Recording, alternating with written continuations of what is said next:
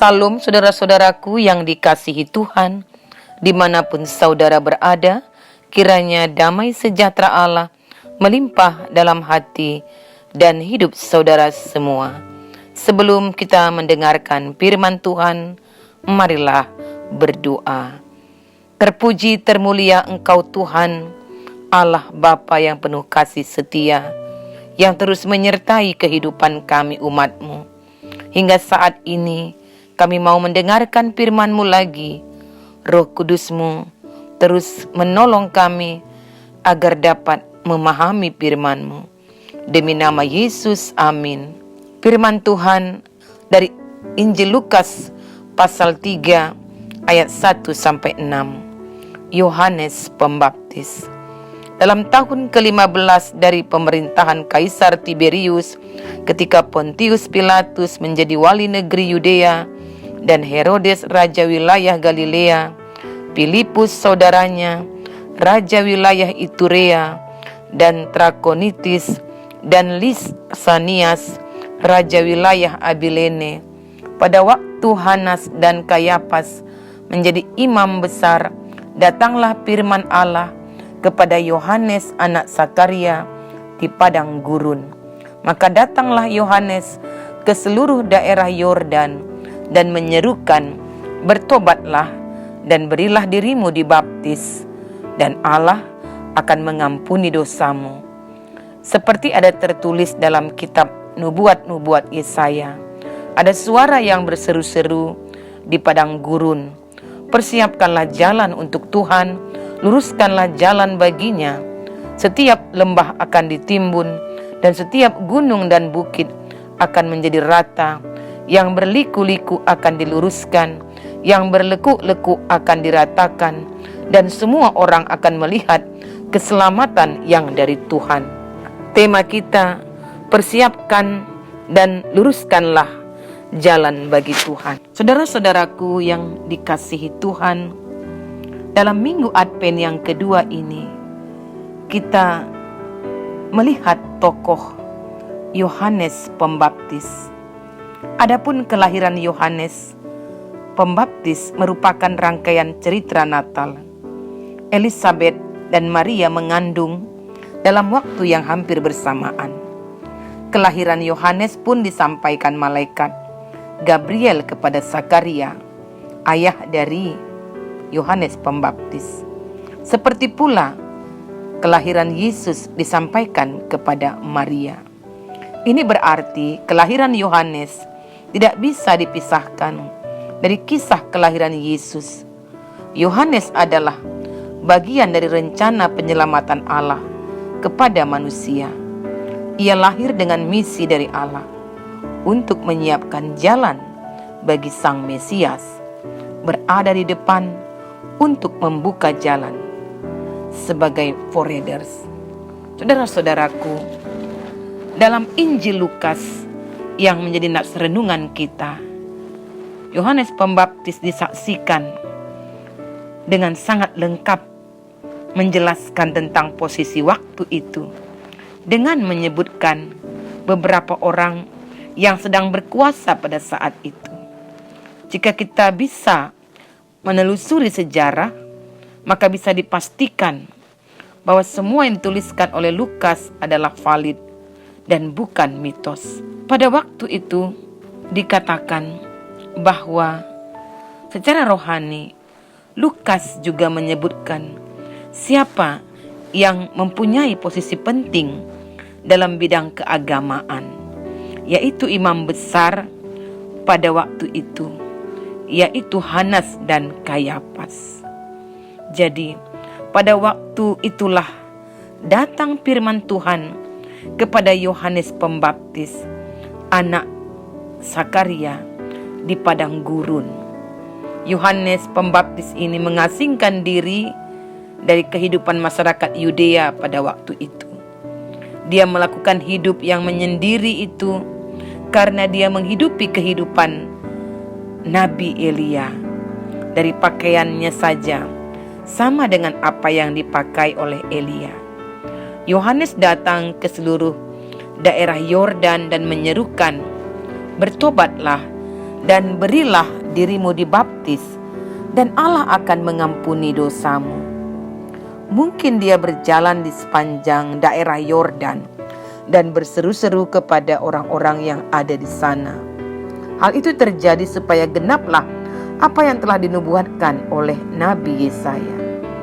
Jadi saudara-saudaraku, nubuatan Nabi Yesaya ini adalah nubuatan tentang kedatangan Sang Pembuka Jalan bagi juru selamat umat manusia di dunia. Tugas Yohanes Pembaptis adalah mempersiapkan jalan bagi Sang Juru Selamat, meluruskan jalan baginya. Tentu yang dimaksud dengan mempersiapkan jalan di sini bukan jalan secara fisik yang akan dilewati oleh Sang Mesias. Pasti Yohanes Pembaptis tidak diutus untuk hal-hal yang jasmani sebagai kontraktor bangunan, jalan dan jembatan. Yang dimaksudkan dengan jalan di sini lebih kepada mempersiapkan hati manusia supaya mereka mendengar apa yang dikatakan oleh Yohanes.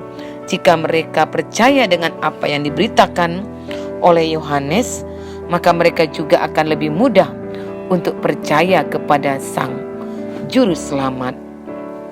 Saudara-saudaraku yang dikasihi Tuhan, hati manusia yang bengkok harus diluruskan. Hati manusia yang tidak rata, yang penuh dengan lembah kecurangan dan bukit kesombongan harus diratakan. Yohanes Pembaptis datang bertugas untuk membereskan hati orang-orang Yahudi yang hidup pada waktu itu. Hal itu harus dilakukan karena janji Tuhan kepada bapak-bapak Israel untuk mengutus Sang Juru Selamat akan segera digenapi. Ini juga menyangkut janji Tuhan kepada Daud bahwa salah satu keturunannya akan menjadi raja dan akan memerintah selama-lamanya. Daud sendiri juga tahu bahwa Juru Selamat atau Mesias akan lahir dari keturunannya. Jadi saudara-saudaraku, kembali kita melihat sosok kehidupan Yohanes Pembaptis ini. Dari Injil Lukas yang menjadi nats renungan kita, dia menyampaikan khotbah-khotbah yang disampaikan oleh Yohanes Pembaptis yang isinya sangat sederhana, singkat dan bertele-tele. Tidak banyak basa-basi, tidak dipenuhi lelucon, tapi sangat keras dan to the point. Jadi kalau kita membaca selanjutnya ayat-ayat dari nats renungan ini, kita dapatkan inti dari khotbah yang disampaikan Yohanes Pembaptis adalah seruan untuk bertobat dan bagaimana kita harus menghasilkan buah yang sesuai dengan pertobatan itu. Dengan penuh keberanian dan tanpa ragu, Yohanes Pembaptis menyerukan pertobatan kepada semua orang. Saudara-saudaraku, Yohanes Pembaptis juga memperingatkan semua orang agar berbalik dari tingkah laku mereka yang jahat dan mengubah haluan hidupnya kepada Tuhan. Dalam hal ini, Yohanes Pembaptis menekankan kepada pertobatan dan buah dari pertobatan itu. Buah dari pertobatan adalah bukti bahwa seseorang sungguh-sungguh sudah bertobat, yaitu meninggalkan cara hidup yang lama dan menjalani hidup sebagai manusia yang baru. Karena itu, khotbah-khotbah Yohanes Pembaptis, kalau kita baca ayat-ayat selanjutnya dari nats renungan ini, kepada para pemungut cukai misalnya, ia mengingatkan, jangan menagih lebih banyak daripada yang telah ditentukan bagimu. Ayat 13.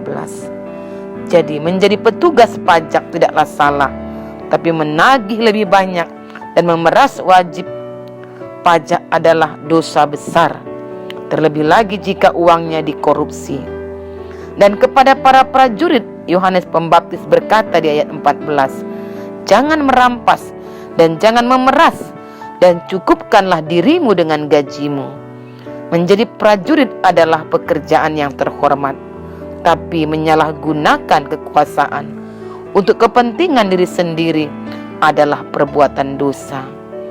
Petugas pajak dan prajurit adalah dua komponen penting dalam pemerintahan suatu negara.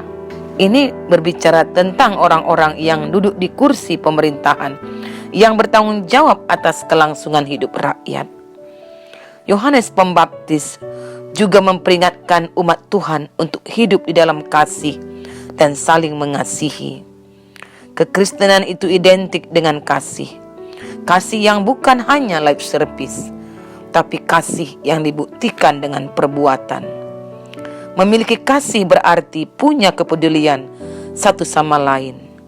Dari ayat 11 Yohanes berkata, "Barang siapa mempunyai 2 helai baju, hendaklah ia membaginya dengan yang tidak punya. Dan barang siapa mempunyai makanan, hendaklah ia berbuat juga demikian." Saudara-saudaraku, kita melihat tema persiapkan dan luruskanlah jalan bagi Tuhan. Dari semua ini kita hendaknya mempersiapkan diri, termasuk persiapan kita menjelang Natal. Di masa-masa persiapan ini, tetaplah kita menghayati makna kedatangan Kristus untuk menebus dan menyelamatkan kita. Oleh karena itu, mari mengisi masa-masa Advent ini dengan hidup dalam pertobatan, dengan tindakan nyata sesuai dengan kehendak Allah. Karena hari Tuhan adalah hari kemenangan bagi setiap orang yang setia, dan hari penghukuman bagi orang fasik yang terus berjalan di dalam dosa.